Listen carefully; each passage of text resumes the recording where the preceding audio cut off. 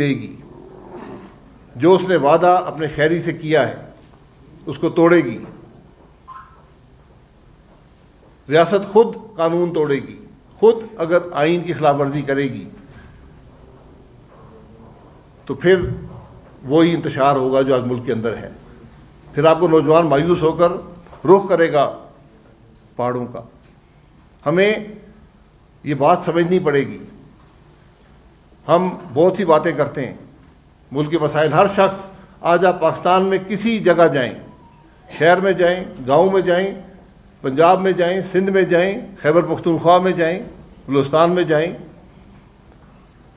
گلگت بلتستان میں جائیں, آزاد کشمیر میں جائیں, لوگ یہی سوال کرتے ہیں.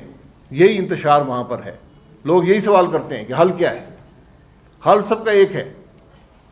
جب تک ملک میں قانون کی حکمرانی نہیں ہوگی ملک ترقی نہیں کر سکے گا. ہمیں بہت خام خیالی ہے. آج میں وزیر اعظم صاحب کو دس بستہ گزارش کروں گا, آپ اس عہدے پر ہیں, آج آپ کی ذمہ داری ہے کہ جو سوشل کانٹریکٹ اس ملک کے شہریوں سے جس کا تحفظ کرنا آپ کے حلف میں شامل ہے.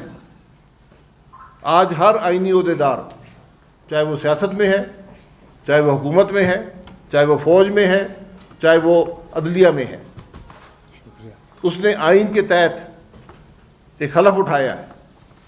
اور اس حلف کا ایک بنیادی نقطہ جو ہے, جو کامن نقطہ ہے ان تمام حلف میں, جو ہمارے آئین کا حصہ ہیں, وہ آئین کا تحفظ ہے. کیا ہم فنڈامنٹل رائٹس کا تحفظ کر سکیں یا نہیں, یہ آج اس ملک کے ہر سیاستدان کے لیے سوال ہے. جب اگر آپ تحفظ نہیں کر سکے تو پھر آپ کو شکوے کی گنجائش بھی نہیں ہے. پھر انتشار ہوگا. یہ آج ہم سب کی ذمہ داری ہے کہ بلوچستان کے حالات کو سمجھیں. بلوچستان کا نوجوان جو بات کر رہا ہے اس کو سنیں. یہ وہی بات ہے جو خیبر پختونخوا کا نوجوان کر رہا ہے, جو پنجاب کا نوجوان کر رہا ہے, جو سندھ کا نوجوان کر رہا ہے, جو گلگت بلتستان کا نوجوان کر رہا ہے, جو آزاد جموں کشمیر کا نوجوان کر رہا ہے. یہ ہم آئین کو ایک کتاب سمجھتے ہیں جس کو اپنے مقاصد کے لیے استعمال کرنا چاہتے ہیں. لیکن آئین جہاں پر آپ کو اختیارات دیتا ہے وہاں پر آپ کو بے پناہ ذمہ داری بھی دیتا ہے. اور سب سے بڑی ذمہ داری اس ملک کے عوام سے جو آپ نے وعدہ کیا ہے, جو سوشل کانٹریکٹ کیا ہے, وہ ذمہ داری فنڈامنٹل رائٹس کی ذمہ داری. جو ملک فنڈامنٹل رائٹس اپنے عوام کو مہیا نہ کر سکے, جب ریاست خود فنڈامنٹل رائٹس کو وائلیٹ کرنا شروع کر دے, وہ ملک آگے نہیں چل سکتا. جب اس بات کا احساس اس ملک کے ارباب اقتدار اور ارباب اختیار کو ہوگا تو آپ کو ملک کے مسائل کا حل ملے گا. اسی دن آپ کو بلوچستان کا حل ملے گا. یہ ہم نے یہاں جس سے ملاقات کی ہے, بات یہیں پر آ رکتی ہے. فنڈامنٹل رائٹس کی وائلیشن ہے ملک کے اندر. آپ جس کا نام لیں, جو جیل میں ہے, جو نہیں ہے, آج جو ملک کے حالات ہیں یہ بنیادی طور پر فنڈامنٹل رائٹس کی وائلیشن سے پیدا ہوئے ہیں. اگر اس بات کا احساس آپ نہیں کریں گے تو میں حقیقت سے آپ کو کہتا ہوں, نہ معیشت چلے گی, نہ ملک آگے چل سکے گا. پھر ہم بعد میں پچھتائیں گے. ہم نے یہ دیکھا ہے, تاریخ کے سبق ہم بھول جاتے ہیں. تاریخ کے سبق بڑے تلخ ہیں, لیکن آپ اس کو دہرانا نہیں چاہتے. اس کو دہرانا بہت بڑی غیر ذمہ داری ہوگی. آج ضرورت اس بات کی ہے, ہمارے اس دورے کا نچوڑ یہی ہے کہ اس ملک کے عوام کو ان کی فنڈامنٹل رائٹس دیں, ان کو وائلیٹ مت کریں. یہ سوشل کانٹریکٹ جس کو ہم آئین کہتے ہیں اس کو مت توڑیں. یہ ذمہ داری اس ملک کے سیاستدانوں کی ہے, جو آج جیسے بھی ہیں, فارم 47 ہے, جو بھی ہیں, وہ ایک طرف وقت کے لیے اس وقت کے لیے رکھ دیں. آج وہ اس اقتدار کی کرسی پہ بیٹھے ہیں جس کی طلب ان کو تھی, انہوں نے حاصل کر لی ہے. اس کرسی کے ساتھ جہاں پر طاقت آتی ہے وہاں ذمہ داری بھی آتی ہے. وہ ذمہ داری آئین میں لکھی ہوئی ہے. جس کا تحفظ کرنا آپ نے حلف اٹھایا ہے اللہ کو حاضر ناظر جان کر. یہ آج ملک کے مسائل کا حل ہے. باقی باتیں میں بہت سی کر سکتا ہوں, اس ڈیٹیل میں نہیں جاتا. اگر آپ کو کوئی سوال ہے تو. قانون کی بات آپ نے کی ہے, 2018 کے الیکشن دیکھیں, 2024 کے الیکشن دیکھیں, اس 10 سال کی پیریڈ سے پہلے اگر بلوچستان کے حالات دیکھیں تو اس قدر خراب نہیں تھے. حالات خراب تھے لیکن اس نئے تک نہیں پہنچے تھے. آج آپ نے خود بارڈروم میں اس بات کا اعتراف کیا ہے کہ چیف جسٹس جو ہے وہ ایک آئینی درخواست نہیں سن سکتا, تو قانون کون اس پر عمل داری کرائے گا جب چیف جسٹس ایک آئینی درخواست نہیں سن سکتا؟ یہی وہ حقیقت ہے, اس کی میں بات کر رہا ہوں نا. آئینی ترامیم بڑی ذمہ داری سے کی جاتی ہیں, اس کا اثر ملک پر کیا ہوتا ہے وہ دیکھنا پڑتا ہے. تو آئین ہم نے ایک بڑی اس کو ایک ہلکی چیز سمجھ لیا ہے, اس کو ایک بڑی غیر ذمہ داری سے ہم آئین کی بات کرتے ہیں. ملک آئین کے بغیر نہیں چلتے, کیونکہ یہ ریاست اور شہری کے درمیان رشتہ ہوتا ہے. سرکار صاحب, بلوچستان سیاسی طور پر پنڈی کے بہت قریب تھا اور قریب تر ہوتا جا رہا ہے. اس کی کیا وجہ ہے کہ سارے اسی طرف, خاص کر جو ہمارے سیاستدان ہیں اسی طرف دیکھ رہے ہوتے ہیں؟ اور دوسرا یہ کہ میاں صاحب کیوں خاموش ہیں یا خاموش کرائے گئے ہیں, کیا وجہ ہے خاص کر بلوچستان کے مسئلے؟ دیکھیں, جس سیاستدان کی عوام میں سپورٹ نہ ہو پھر کی راستہ اور تلاش کرتا ہے. میاں صاحب ایک کی جماعت آج اقتدار میں ہے, وفاق میں بھی, صوبہ پنجاب میں بھی, اور بلوچستان میں بھی ان کا حصہ ہے. تو جو کچھ وہ یہ ہو رہا ہے اس کی ذمہ داری براہ راست ان پہ ہی جائے گی. سر, آپ آئین کی بحالی کی بات کر رہے ہیں, تو اس آئین کی بحالی کی دیگر سیاسی جماعتیں بھی جو جدید کر رہے ہیں, ایک تحریک بھی شروع کی گئی ہے جس میں مشروطہ تحریک انصاف اور دیگر جماعتیں بھی ہیں. ان سے اختلاف کے ساتھ کیا ایسا کچھ ہے کہ آپ جو آئین کی بحالی میں کامیاب ہو جائیں گے, جدید کا راستہ آپ کا کیا ہوگا؟ اگر ہم کوشش نہیں کریں گے, بات نہیں کریں گے تو کبھی کامیاب نہیں ہوں گے. یہ ایک سفر ہے, ایک خرابی نظر آ رہی ہے, ہم نے اس کی بات کر دی. یہی راستہ ہے. اگر کسی اور کے پاس کوئی بہتر راستہ ہے, اگر آئین توڑنے میں کوئی حل موجود ہے تو ہمیں بتا دیں, ہم اس کے ساتھ چل پڑیں گے. ہمیں تو حل کوئی نظر نہیں آتا. جو میرا سیاسی تجربہ ہے, جو میں نے جو کچھ دیکھا ہے, مجھے آج ملک کے معاملات کا, خصوصاً بلوچستان میں جو مخصوص حالات ہیں, ان کا ایک ہی حل ہے کہ آئین کے مطابق اس ملک کے نظام کو چلائیں. ناانصافیاں اور نامحرومیاں تو جب پرائم منسٹر تھے اس ٹائم بھی تھیں. اب آپ 2 دن سے ہم آپ کو دیکھ رہے ہیں میں, آپ آئین کی بالادستی اور آئین پر عمل درآمد کرتے ہیں. آپ نے اپنے دور اقتدار میں اس آئین پر عمل درآمد کے لیے کون سے ایسے اقدامات کیے آپ گنوان؟ دیکھیں, وہ تاریخ کا حصہ ہے نا.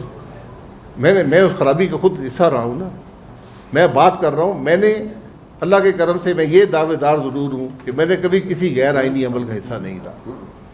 باقی پاکستان کے جو حالات ہیں یہ وقت کے ساتھ خراب ہوتے گئے ہیں. 18 کے بعد اس خرابی میں بے پناہ اضافہ ہو گیا ہے, اور ہم آج اس نہج پہ کھڑے ہیں کہ آپ کا نوجوان جو ہے وہ اس نے پہاڑوں کا رخ کیا ہے. میں یہاں اپنی صفائی دینے نہیں آیا, نہ میرے پاس کوئی صفائی ہے. اس ملک کے کسی سیاستدان کے پاس, کسی جوڈیشری جج کے پاس, کسی جرنیل کے پاس کوئی صفائی نہیں ہے. ملک کے حالات بتاتے ہیں کہ ہم سب ناکام رہے ہیں. آج بھی سبق حاصل کر لیں.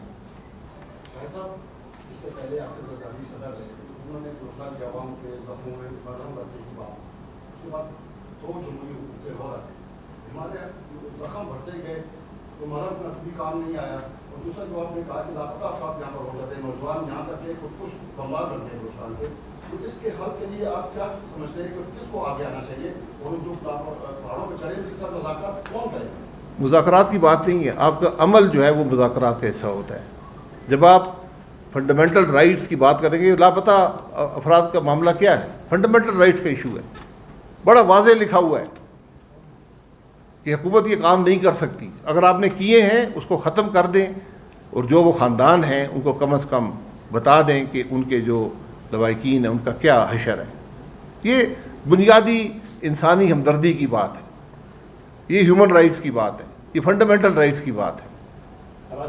جب آپ ری امیجننگ پاکستان کے جو موضوعات پر سیمینارز کروا رہے تھے تو آپ کے قریبی شخص نے یہ کہا تھا کہ آپ لوگوں میں بات بن گئی ہے اور آپ اب جو پالیٹکس کریں گے وہ اینٹی اسٹیبلشمنٹ ہوگی, یہ آپ کے قریبی شخص نے کہا تھا. تو کیا وہ جو آپ کا موضوع تھا یا وہ ایک نظریہ تھا اس سے بدل کے یو ٹرن کیا آپ نے, کیا صورت ہے؟ ری امیجننگ پاکستان ایک اوپن پلیٹ فارم تھا, جس نے جو بات کرنی ہے وہ کرے. سیاست کسی کی اینٹی یا پرو نہیں ہوتی.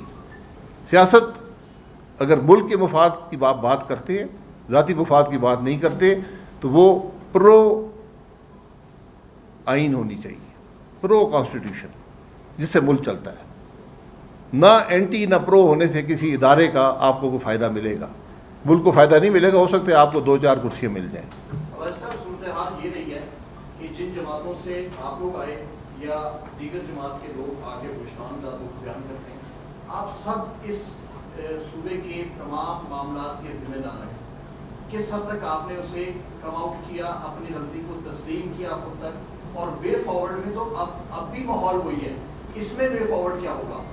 دیکھیں, ہم نے وہ راستہ چھوڑ دیا نا, ہم نے غلطی کو تسلیم کر لیا. ہم اس خرابی کا مزید حصہ بننے کو تیار نہیں ہیں. آج آپ کے سامنے بیٹھے ہیں. یہ باقی احتساب, ہم سب کو احتساب کا بڑا شوق ہے, اس ملک میں احتساب کا بڑا شوق ہے.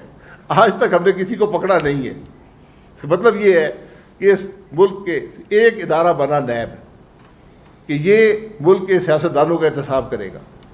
26 سال ہو گئے, میں نے 38 انویسٹیگیشن نیب کی بھگتی ہیں, 17 سال عدالتوں میں گزارے ہیں.